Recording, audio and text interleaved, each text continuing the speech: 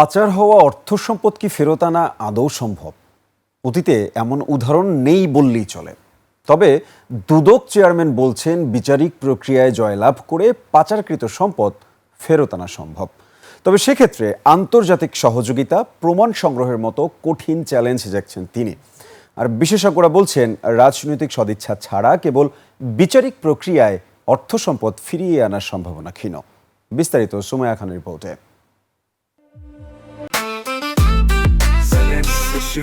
জেনেক্সে shift করো, লাইফকে lift করো।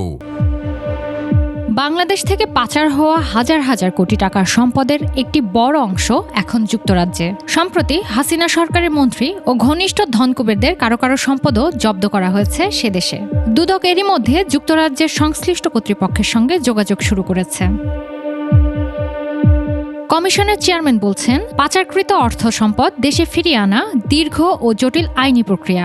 আন্তর্জাতিক সহযোগিতা, প্রমাণ সংগ্রহ এবং বিচারিক প্রক্রিয়া, এই 3 ধাপ অতিক্রম করতে হবে বাংলাদেশকে। আমরা যে দাবিটা করছি, সেই দাবিটা আমাদের নিজেদের প্রতিষ্ঠা করতে হবে এবং সেই দাবির সমর্থনে আমাদের আদালতের যেমন আদেশ থাকবে, তেমনি ব্রিটেনের আদালত যদি আদেশ দেয়, তারপরে আমরা সেটা আমাদের কাছে ফেরত আনতে পারবো। তবে বিশেষজ্ঞরা বলছেন, শুধু আইনি লড়াই নয়, প্রয়োজন রাজনৈতিক সদিচ্ছা ও আন্তঃরাষ্ট্রীয় সহযোগিতা।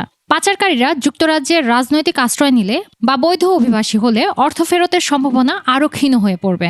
উচ্চ পর্যায়ের একটা টাস্ক ফোর্স গঠিত হয়েছে, যেটি তার কাজ করছে এবং এখানে নেতৃত্ব দিচ্ছে বাংলাদেশ ব্যাংকের গভর্নর এবং তার সাথে আছে বিভিন্ন প্রতিষ্ঠানগুলো। যে দেশে পাচার হয়েছে তাদের সাথে আলোচনা বা কূটনৈতিক উদ্যোগ এবং সলা পরামর্শ, বিশেষ করে টেকনিক্যাল সাপোর্টের যেটা দরকার, কারণ পাচারকৃত অর্থ ফেরত আনার বিষয়টা খুব জটিল। আমি আগেই বলেছি, এখানে সাধারণ যেমন দুদকের একজন কর্মকর্তা বা সিআইডির একজন কর্মকর্তা বা বিএফআই এর একজন কর্মকর্তা শুধুমাত্র তাদের টেকনিক্যাল নলেজ দিয়ে এটা করতে পারবে, সেটা একটা ঠিক ভাবা ঠিক নয়।